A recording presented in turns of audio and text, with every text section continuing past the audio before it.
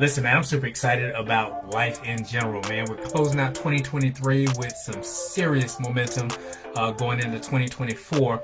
But I was just listening to my guy this morning, Jason, and he was having a discussion talking about people ask oftentimes, where should they invest their money if they're an entrepreneur? Well, here's what I say. If you're an entrepreneur, the number one place you should invest your money is in your business. Invest the money back into your company. So many people start getting a little success, and the first thing they want to do is, well, I want to invest in this, I want to invest in that, I want to buy cryptocurrency, I want to buy real estate. Listen, feed the cow first. When you're building a business, you have what's called a tap root, just like a physical tree. A tree has a tap root. That root goes 4 to 5 to maybe 6 feet deep into the ground. Its sole purpose is to retain water and also nutrients. Then you start building subsequent roots that are more shallower, and those roots are designed to keep the stability of the tree, to keep the tree in the ground. But so many times people want to start investing in so many different things when you haven't built the tap root of your income yet. So as a business owner, I'm going to highly recommend that you sow back into your business. Invest into yourself, your personal self-development, and the company. That way you're going to build a strong, viable business from the very beginning.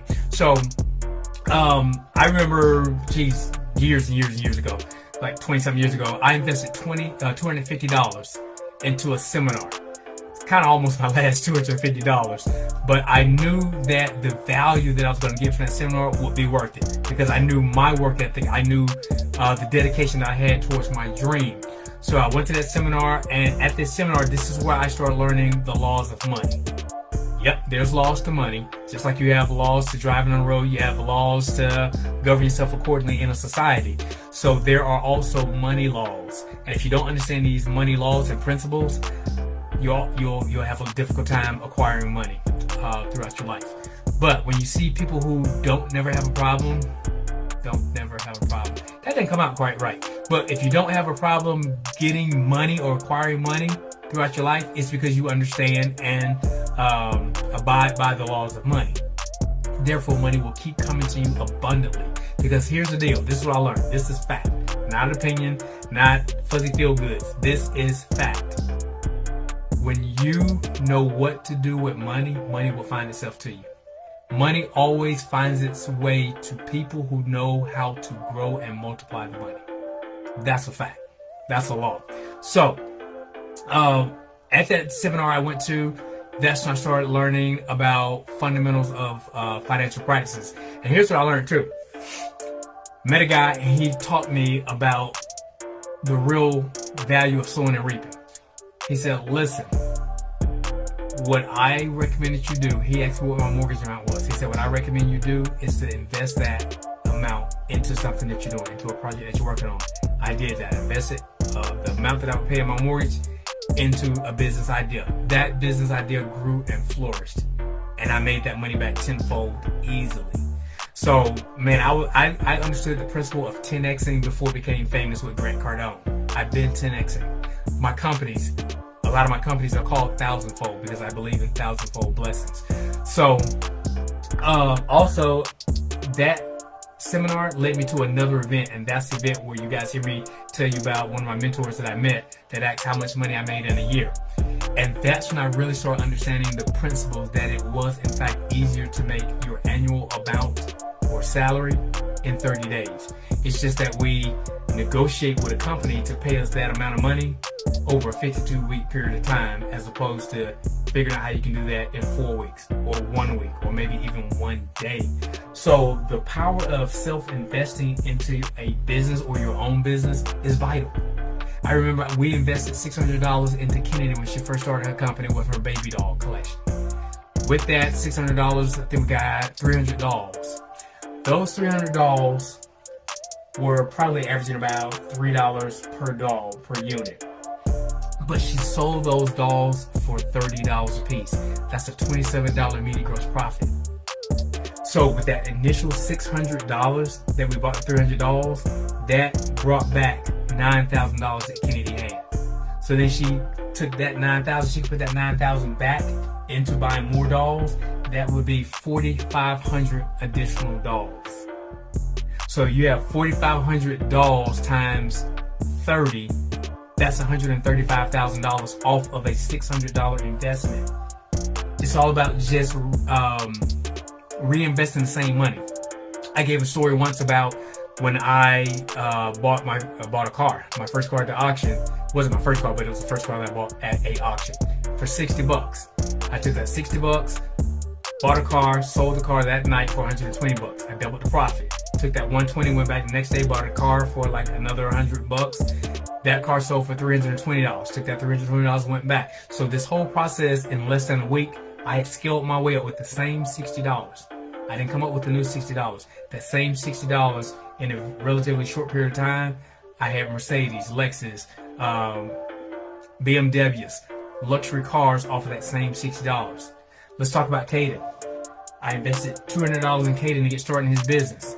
He developed flashcards. He started selling those flashcards. Flashcards went into books. The books went into puzzles. The puzzle went into flash boxes. Financial toolkits. And then ultimately he had enough money to where he was able to buy his own financial literacy bus. And then he did a $50,000 capital raise in less than 2 months to retrofit the bus to what you guys now see today. But that was off of a $200 investment. So we didn't have to reinvest additional money outside of that $200. So he took a $200 investment and leveraged that and turned it into a six-figure business. Both him and Kennedy both have six-figure companies because they also own capital investment firms.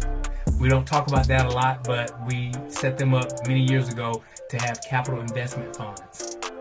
This is something that we always recommend that you do with your kids as well and your grandkids.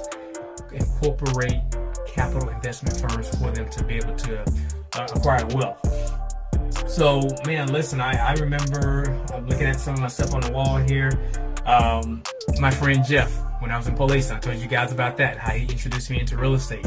I remember getting my real estate, my home inspection certification first. It was $195. Went to class for like maybe 6 weeks while still working my job. I worked in the evening time, so I went to class in the daytime. Mastered that, finished top in the class, started a company immediately. Started doing home inspections. I immediately made $100,000 that first year in business off of a $195 investment. About maybe 6-7 months after that certification, I got my real estate license. I started selling real estate. My real estate license, I think, was like $225. This was back in 1997, 98-ish.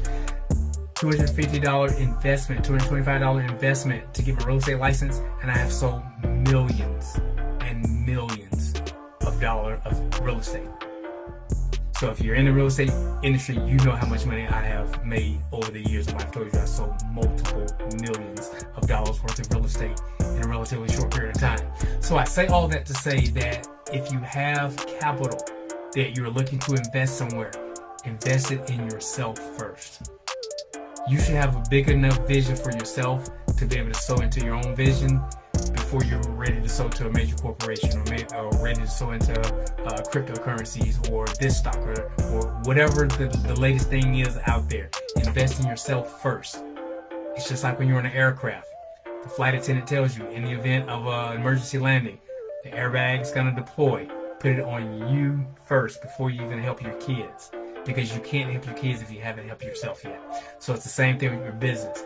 You can't do other things until you position yourself to have a strong, viable business with a strong foundation that's creating high profitability in your company.